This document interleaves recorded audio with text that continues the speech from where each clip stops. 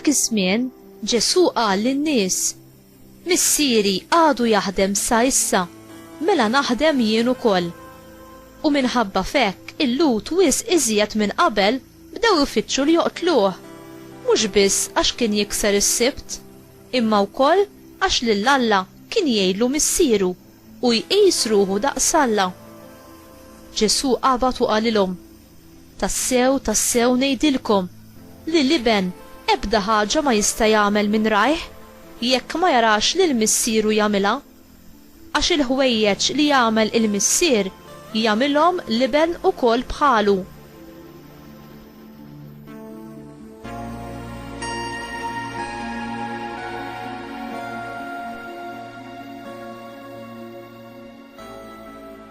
Għax il-missier lill-iben iħobbu u jurih kull ma jagħmel, anzi ħwejjeġ akbar minn dawn jurih, ħalli jkollkom biex tistaġbu. Għax bħalma l-missier iqajjem lill-mejtin u jagħtihom il-ħajja, hekk ukoll l-iben jagħti l-ħajja lil dawk li jritu. Il-missier ma jagħmel ħaqq minn ħadd, imma jħalla f'idejn l-iben biex jagħmel il-ħaqq kollu hu, biex kulħadd jagħti ġieħ lill-iben bħalma jagħti ġieħ lill-missier. U min ma jagħtix ġieħ lill-iben, anqas ma jagħti ġieħ lill-missier li batu.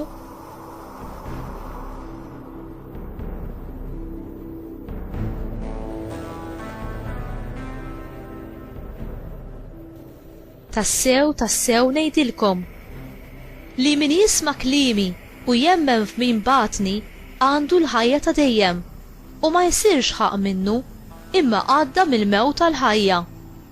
Tassew ngħidilkom li tiġi sija, anzi issa hi, meta l-mejtin jisimgħu l-leħen tal-iben ta' Alla u dawk li jisimgħuh jgħixu. Għax bħalma l-missier għandu l-ħajja fih innifsu, hekk ukoll ta' lill-iben li jkollu l-ħajja fih innifsu. U tah ukoll is-seta li jagħmel ħaqq għax hu bin il-bniedem. Tisbtaġbux b'dan, tiġi sija meta dawk kollha li jkunu fl-oqbra jisimgħu leħnu u joħorġu. Dawk li jkunu għamlu t-tajjeb iqumu għal ħajja, imma dawk li jkunu għamlu il-ħażin iqumu għal kundanna. Jien ma nista' nagħmel xejn minn rajja, il-ħaq nagħmlu fuq dak li nisma' u l-ħaq li nagħmel jien huwa ġust, għax jien ma nfittix ir-rieda tiegħi imma r-rieda ta' min batni.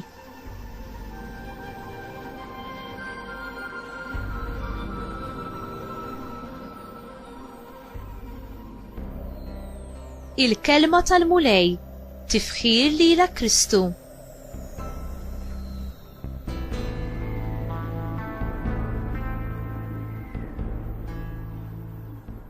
L-azzjonijiet ta' Alla juru l-ħnina u l-ġustizzja tiegħu. Inti tara fl-azzjoni tiegħu f'ħajtek il-grazzja tiegħu li ssalvak u imħabtu u n-nar purifikanti tal-ispirtu tiegħu li jikkonvinċina mid-dnub u jitrasformana fil-qdusija tiegħu. L-awtoritajiet reliġjużi irrifjutaw li jaċċettaw l-awtorità ta' Ġesu biex ifejjaq u biex jitkellem f'isem missieru tas-sema. Huma akkużaw lil Ġesu li hu kien jikser il-liġi ta' jum is-sibt u li kien qed jidaj.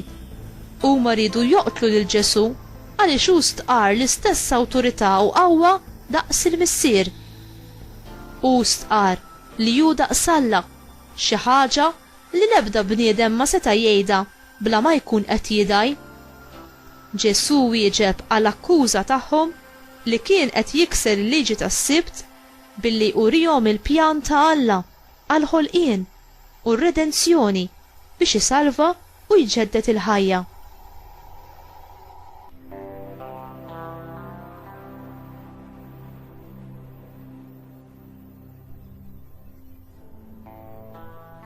L-imħabba u l-ħnina ta' Alla qatt ma tispiċċa lanqas f'jum is-sibt. Ġesu jkompli juri il-ħnina tal-missier anki f'jum is-sibt, jum is-serħan. Meta akkużawh li kien qed jagħmel lilu nnifsu daqs Alla, u wieġeb li hu ma kienx qiegħed jaġixxi indipendentament minn Alla għax ir-relazzjoni tiegħu kienet dik ta' bejn missier u iben. Jekk nixtiequ naraw kif Alla jaġixxi għad-dnub u kif iwieġeb għal kundizzjoni midinba tagħna, irridu nħarsu lejn Ġesu. Il-moħħ ta' Ġesu u il-moħħ ta' Alla u l-kliem ta' Ġesu u l-kliem ta' Alla. Ġesu ukoll jistqar li l-identità tiegħu lejn il-missier hija bbażata fuq obbedjenza kompleta. Ġesu dejjem għamel dak li l-missier ridu jagħmel. L-obbedjenza tiegħu ma kienitx ibbażata fuq sottomissjoni jew qawwa, imma fuq l-imħabba. L-għaqda bejn Ġesu u l-missier hija għaqda ta' mħabba. Aħna msejħin biex nissottumettu ħajjitna lil Alla bl-istess imħabba u obbedjenza li wera Ġesu lejn missieru. Ġesu jistqar li wieħed jaċċetta il-ħajja jekk jaċċetta lilu u jekk jirrifjutah ikun qed jilqa' l-mewt. U inti lest timxi wara l-mulej u titlaq warajk dak kollu li hu ħażin u kontrarju għar-rieda tiegħu?